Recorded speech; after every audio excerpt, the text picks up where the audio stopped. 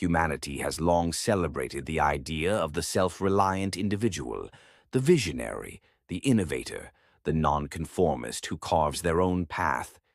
It's a foundational story of the modern world that with enough personal responsibility and independent thought, any breakthrough is possible. But a deep tension exists between the ideal we admire and the society we have built. What if the very systems we live in, while celebrating the idea of independence, quietly work to discourage anyone who truly achieves it? The reality is, our modern world often rewards dependence over true self-reliance. This may not be an intentional design, but rather an emergent property of a society built for predictability and control. And understanding this architecture is the first step toward genuine freedom.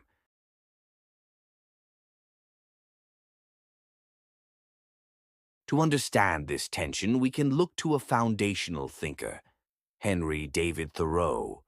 Over 170 years ago, he walked away from the noise of society to a small cabin by a pond. His purpose was simple, yet profound. "I went to the woods," he wrote, "because I wished to live deliberately. To live deliberately, to engage with only the essential facts of life and learn what they had to teach." His experiment was more than a historical anecdote. It serves as a direct challenge to the operating principles of our modern world. It was an act of radical self-reliance. It was a declaration that an individual could strip away the non-essential, the frantic chase for wealth, the obsession with public opinion, and discover a more meaningful existence. He saw his townsmen enslaved by their own possessions, their farms and tools becoming burdens that owned them. This idea echoes the work of his contemporary, Ralph Waldo Emerson, who famously wrote, "Whoso would be a man must be a nonconformist." They both understood that society, by its very nature, exerts a pressure toward conformity because it favors what is predictable, manageable, and profitable. The self-reliant person, the nonconformist, becomes a variable that the system cannot easily account for, a ghost in the machine that refuses the standard programming.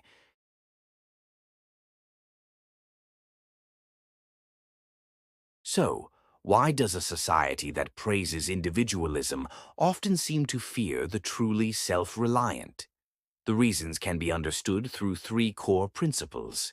First, the loss of predictability. A truly self-reliant person is difficult to manipulate.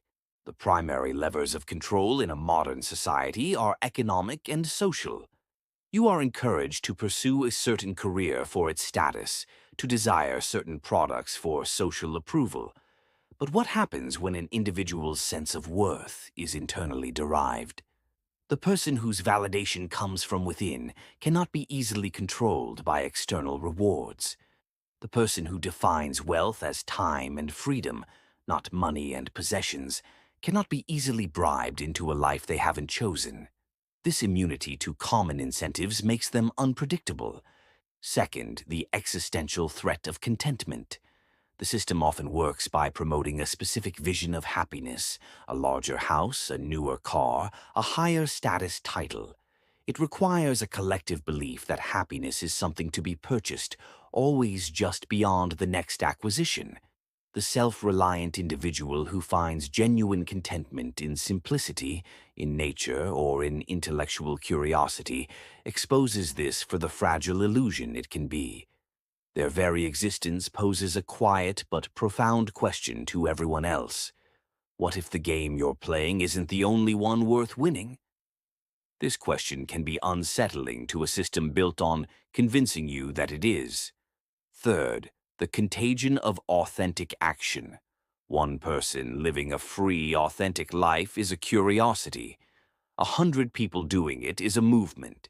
In the same way that a small number of nonconformist bees act as independent scouts to find new food sources for their colony, one person's independent action can reveal new possibilities for others. If your neighbor quits a soul-crushing job to pursue a passion with less income but more joy, it might make you question your own path. Independence is a principle that can spread. For this reason, nonconformists are often labeled as strange, irresponsible, or naive, not because they pose a direct threat, but because their freedom might awaken the desire for it in others.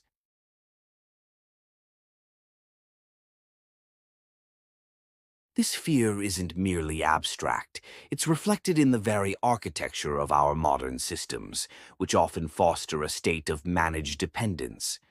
The first and most powerful system is economic dependence.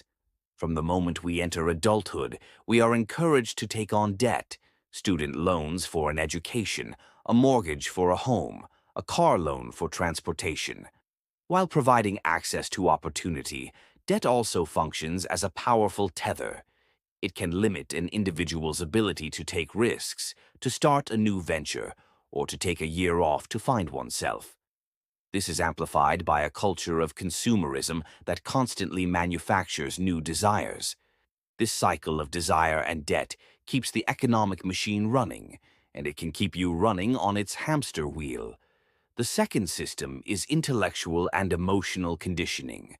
From a young age, we are often taught to seek external validation. In school, you are rewarded for having the right answers, not always for asking the most challenging questions. This pattern can continue into the workplace, where groupthink often rewards blending in more than standing out. Emotionally, the rise of social media can create an environment where self-worth becomes tethered to public recognition through likes, follows, and shares. This encourages us to outsource our sense of self, making it a commodity granted by others, a commodity that can be withdrawn if we fail to conform.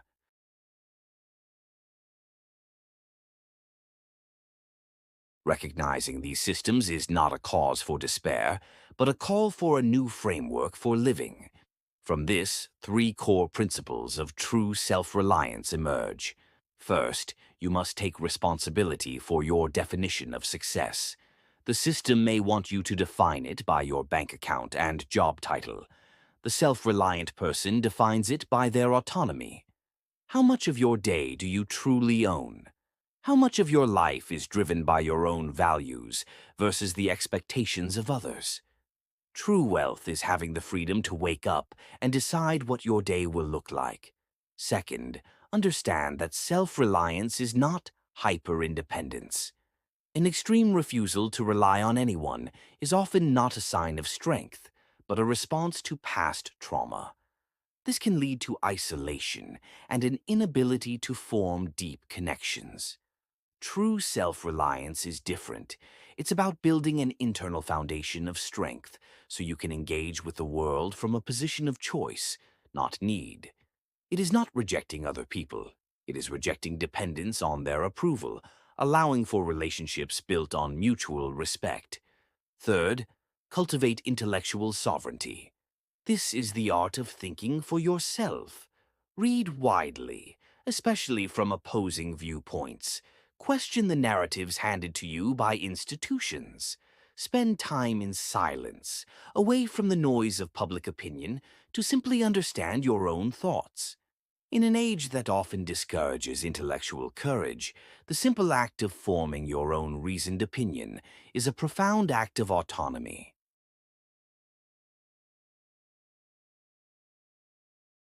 So, we return to the central question. Does society fear the truly self-reliant individual?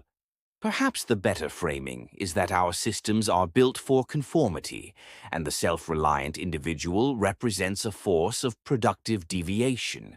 They are difficult to control, they expose the system's illusions, and they inspire others to seek their own freedom.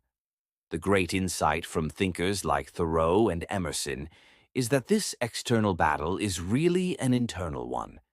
You cannot wait for the world to give you permission to be free.